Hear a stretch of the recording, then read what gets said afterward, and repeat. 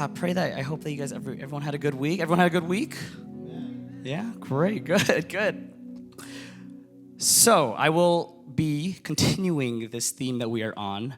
Pastor Seth will not be here, so I'll be continuing this theme of sketchy people matter to God. It's a good name. It's a good theme. I think during this week, as I was preparing for the sermon, I had colleagues and just friends continue to say, "Hey, what are you doing this week?" And I told them I'm preaching. I tell them the theme, and it's always met with a, "That's good." It's good. It is good. Have you guys been able to reflect on any of the sketchiness going on in your lives this week? Sketchy people, sketchy things, situations. All right.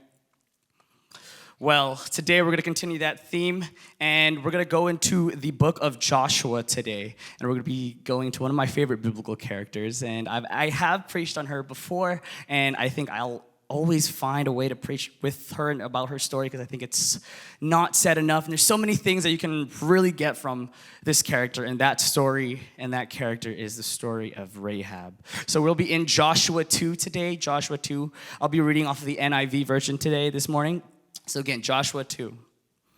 If we don't know anything about Rahab, I'll give you a little bit more context. Rahab is a prostitute. Rahab is a prostitute in the city of Jericho. She specifically lives on the outskirts of Jericho, kind of like maybe it's one of the last few homes before the real city gates open, or wherever the city gates and the city borders are. Rahab is placed there. She lives there. And as we go into the story, some more context, this happens a few chapters before Joshua fights the battle of Jericho, right? So Rahab is a prostitute. And another character we are met with are the spies. So with this Rahab doing some sexual impurities, we got the spies spying. So sexual impurities plus spying plus secrets equals sketchiness. That was my train of thought there. So sketchiness, the definition that Urban Dictionary gives is someone who acts suspicious, unpredictable, and odd in normal situations. Someone who lacks common sense and is overly secretive. Does anyone know anyone like that? So already, just given the context of our characters, there's already some sketchiness going on. So we'll start with Joshua 2, verse 1. Then Joshua of Nun secretly sent 2 spies from Shittim. "Go look over the land," he said, especially Jericho. So they went and entered the house of a prostitute named Rahab and stayed there. So again, Rahab is placed right on the outskirts of Jericho. She lives right there, and now Joshua is going to be sending spies, perhaps to be getting more intel, the lay of the land, so that they're ready for this attack. They're ready to penetrate through Jericho, right? Verse 2, the king of Jericho was told, "Look, some of the Israelites have come here tonight to spy out the land." So the king of Jericho had already sent this message to Rahab. "Bring out the men who come to you and entered your house, because they have come to spy out the whole land." So it seems like the sketchiness has already gone up to the king of Jericho, and the king of Jericho already has sent this message that, "Listen, Rahab, we know that there are spies coming, and we know that they're going to be in your house, and we know that they're there or something, but something sketchy going on over here," right? So that message has been clear to Rahab, and we assume that it is guards and men who are coming in and receiving, sending this message on to Rahab, right? So we go on to verse 4. But the woman had taken the 2 men and hidden them. She said, "Yes, the men had come to me, but I did not know where they had come from. At dusk, when it was time to close the city gate, they left. I don't know which way that they went. Go after them quickly, because you might catch up with them." But she had taken them to the roof and hidden them under the stalks of flax that she had laid out on the roof. So the men set out in pursuit of the spies on the road that leads to the fords of the Jordan, and as soon as the pursuers had gone out, the gate was shut. So at this point, the spies had already entered, and Rahab was kind enough to let them in. And then as the guards had come over from Jericho, they'd come over and send this message. We see that Rahab is leading these men astray, diverting them away from the spies, which is, I think, this so ironic and so funny that throughout this whole conversation, the two spies are like just chilling upstairs in the roof under some flax. And I think that's weird, it's funny. I think of, one of the things I think of is, there's a musical, it's called Mamma Mia. I don't know if you guys seen that, but I can't believe I'm referencing this, but it goes like, there's a scene where the main character, Meryl Streep, is singing the song, Mamma Mia, right, about these three men who are like below in this attic, and then Meryl Streep is singing the song, and she's like on the roof, like just waiting, but like they don't know they're there. There's no correlation. That's what I was thinking of. So again, Rahab is a prostitute. She's doing this, right? We're assuming to provide for her own well-being. And we know that the class and the classes of being a prostitute are very low in that society. And we see that the spies are filled with with deception and lying even on behalf of Joshua. They're spies, right? And I want to say that we can relate to those two types of characters. We can relate because, for one, we see Rahab.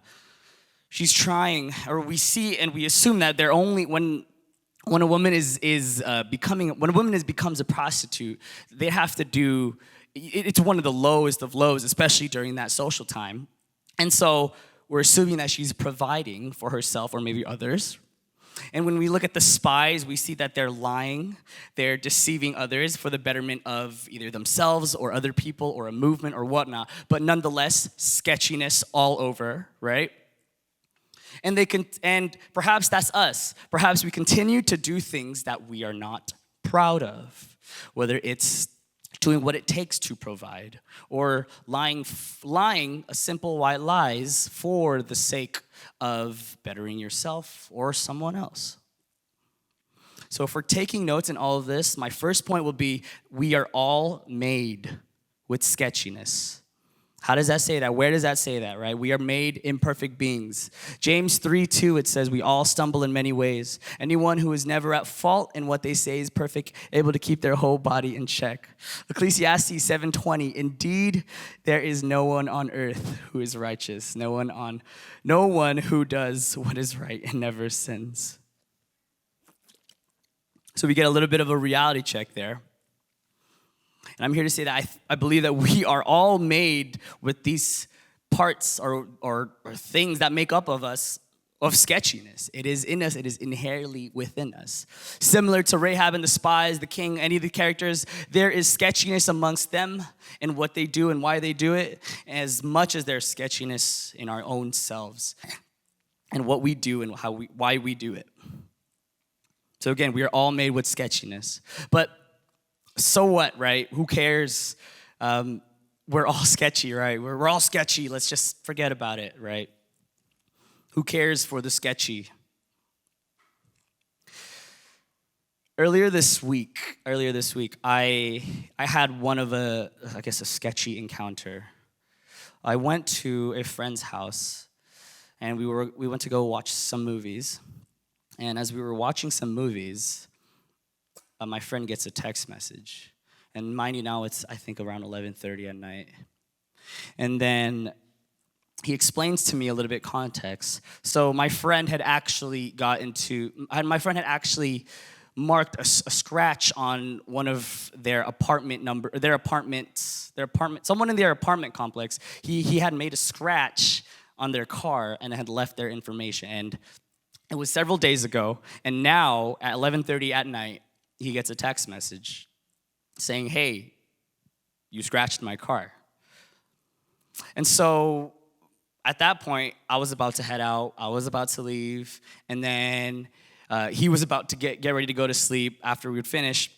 And then he's like, well, okay, I'm pretty tired. He decides that I'm going to go. We want to assume that this is really late and I just want to deal with this tomorrow. Like, that's fine. And then he gets calls. He gets calls now. And now the calls are coming in and he's like, well, I don't want to answer this right now. I don't think Like this is kind of sketch already. Like, this is kind of sus. This is suspicious. I don't want to deal with this right now. I just want to do it in the morning, do it in the afternoon where I'm awake, I'm ready, alive, active. And so it was communicated that my friend wanted to deal with this tomorrow and said that, okay, listen, I'll give you this information, I'll give you my insurance information, I'll deal with this tomorrow. Please, I gotta go sleep because I got work in the morning. The person did not stop calling. So the calls went from like 11:30 to 12:30. And at this point, I'm just with my friend because I know he's in a sketchy situation. I'm not just gonna leave him because it looks like these calls are getting, it's just excessive. I think the total night of how many calls there was, it was like 27 calls. And so my friend did not want to talk. My friend was already getting kind of nervous. And so I was like, all right, just don't worry about it. Don't worry about it. We'll just go to sleep, bro. Just don't worry. And so when we thought all was well, we were going to settle down, and I was about getting ready to leave, my friend gets a text saying, listen, do you want to do this the easy way or the hard way? And at this point, we're like, okay, now this is the amount of anxiety has risen on both of us, for both of us. And so when we get that text, we kind of just freeze, and there's weird like unsaid look that's like, oh snap, like this is really kind of scary. We don't know what to do right now. And I don't think none of us have either ever been in that type of situation. And so after that, a few minutes had passed, we're just shocked, well, what the heck are we gonna do, right? And then we hear banging on the door. We hear loud banging, and again, now I think it's about 12:05, and my friend has roommates, and they're asleep, and it woke them up, because the banging has now just risen. The banging has, the sounds of the door knocking are really loud. The ding-dong keeps going on and off, and then now we keep getting all these calls, and now we're like, what do we do? Now, I know in that moment, I think reactionary, it's for us, it's easy for you to say like, well, I think we should just call the police right away, right, or something. I think in that moment, we were just so in shock. We were just so in shock that we did not know what to do. The person who had knocked on the door, we had a moment, and there was a few minutes where it was just quiet before the knocking had begun. Or before the knocking had begun, there's a few moments of just silence between me and my friend, because my friend stated, you know what, this is sketch, but the person who's knocking on that door, this person might be really desperate. We have no idea where this person is coming from. We don't know what their situation is, and this person might be so desperate enough, because at what point does it take for someone to knock on someone's door at 11:30 at night, continually call 27 times, and send a text with some of a threat of saying, hey, did you want to do this the easy way or hard way? And then all of a sudden you hear banging. There's definitely a point of desperation there. Like, who in their right mind would do that, right?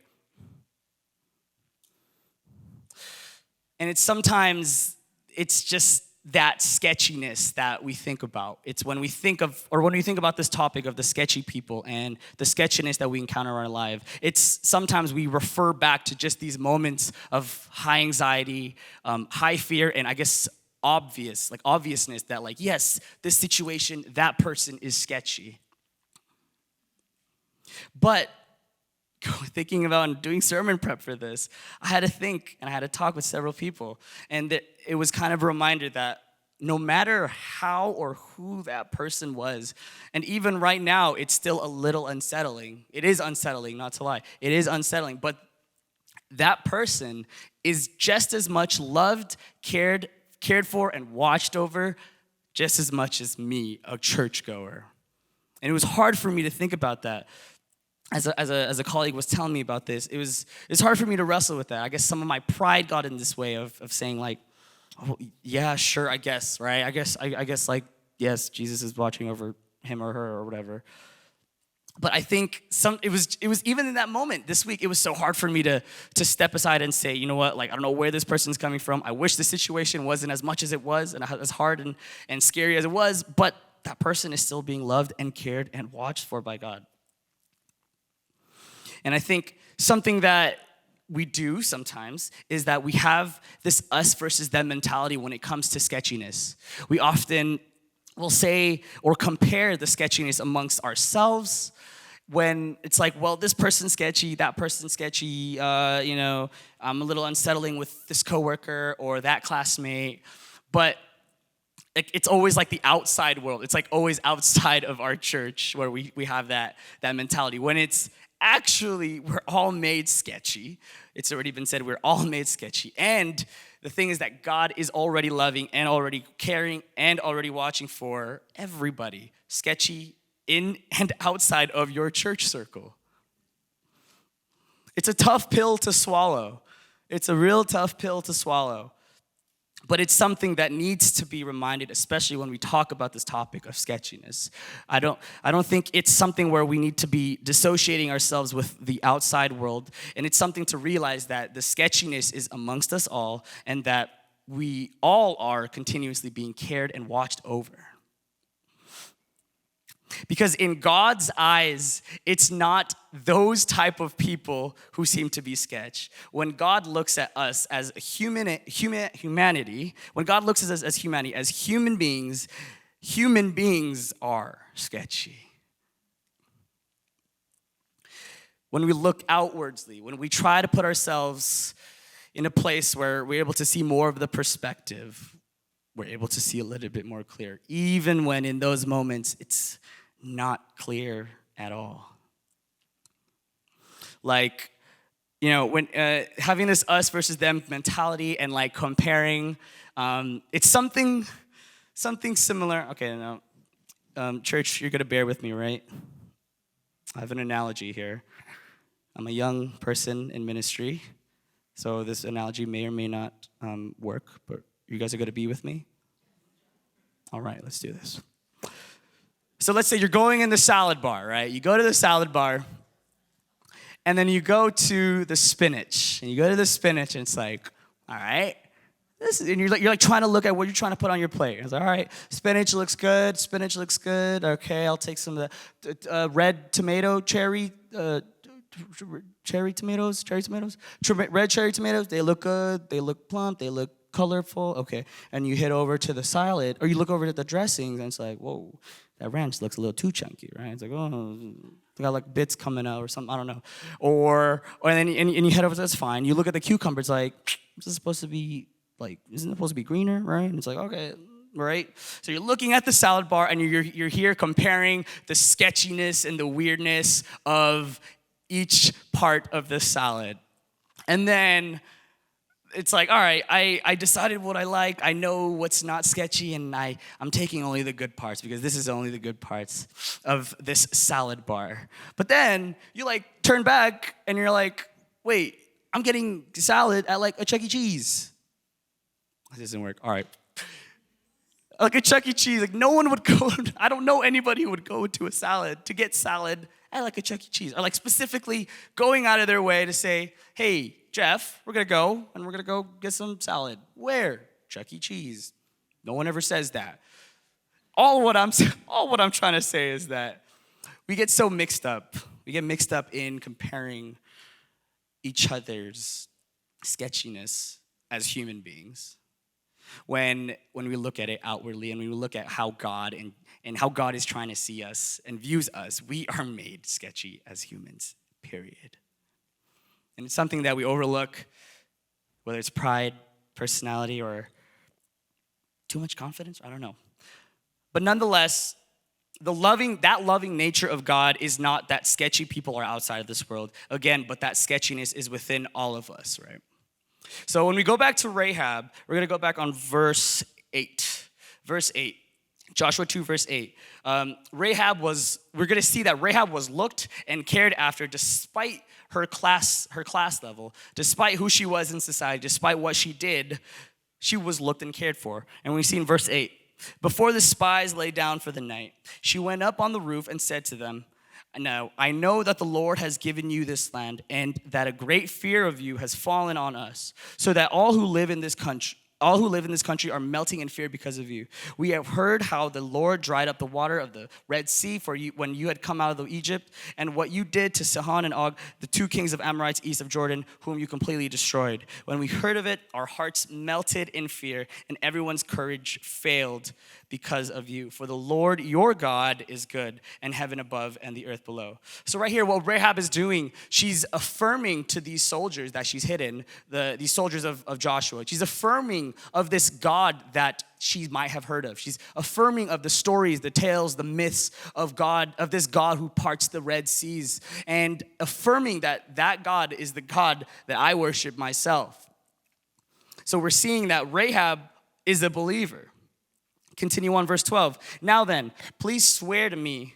Please swear to me, she says to the spies, please swear to me by the Lord that you will show kindness to my family, because I have shown kindness to you. Give me a sure sign that you will spare the lives of my mother, my father, my brothers and sisters, all who belong to them, and that you will save us from death.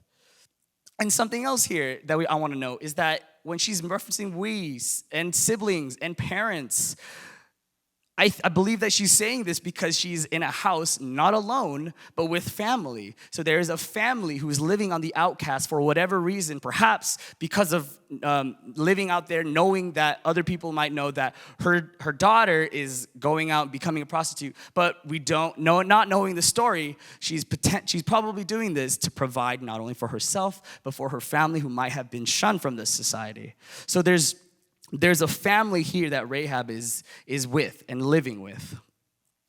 And so, second point, God loves and cares for all the sketchy people, and that is all of us.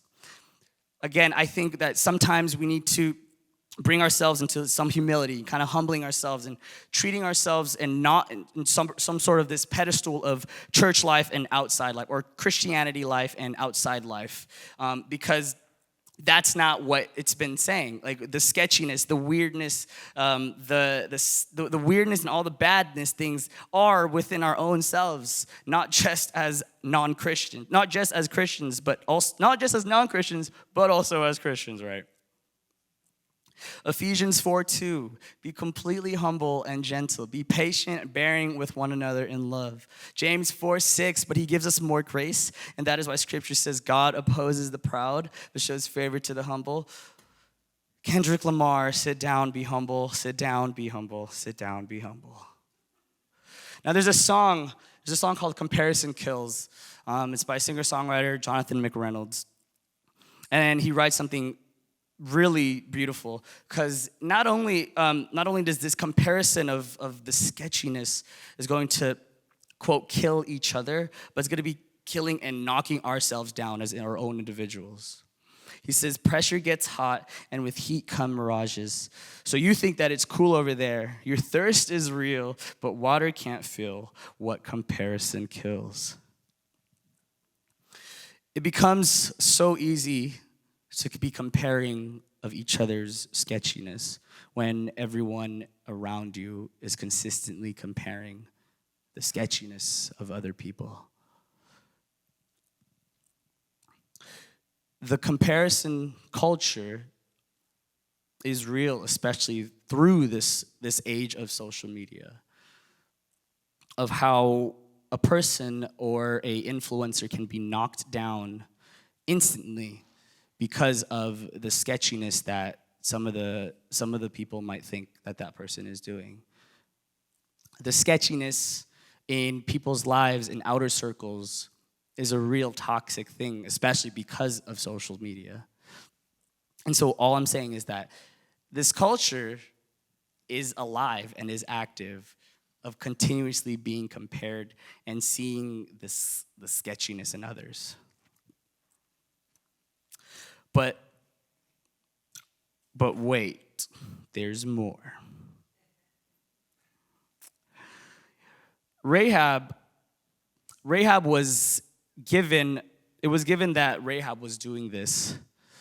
Probably don't know why Rahab had just taken in these spies, because it was only until afterwards that she found that these spies came from Joshua.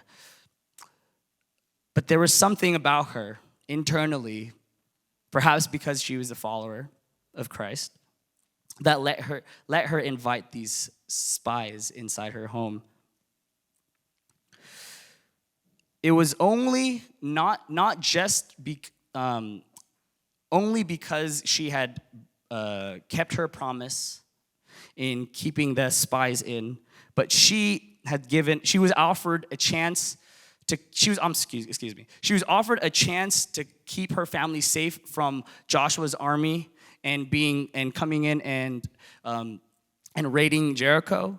She was given a chance of safety, not only for her, but her family. We read in verse 12. She says, "Now then, please only swear to me by the Lord that you will show kindness to my family, because I have shown kindness unto you. Give me a sure sign that you will spare the lives of my mother, father, brothers, and sisters, and all who belong to them, that you will save us from death." So we see that she wants to do this for the safety of her loved ones.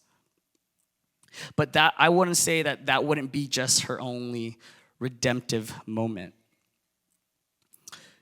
When we read later on, we find out that Rahab is able to hide the spies successfully, divert the guards, lead them astray, and successfully be able to have the spies enter the house through some cloth through the window so that they can enter and leave after the guards had left.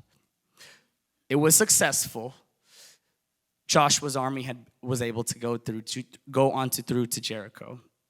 And that has not only been the redemptive moment of saving her family, saving herself, and letting Joshua's army go into Jericho, but we read later in Matthew that she has the lineage onto Christ. In Matthew 1:5, it says that she is part of the lineage to Jesus Christ. And so there was redemption for someone who was sketchy. In Ephesians 1:7, in him we have redemption through his blood, the forgiveness of sins in accordance with the riches of God's grace. Colossians 1:12-14.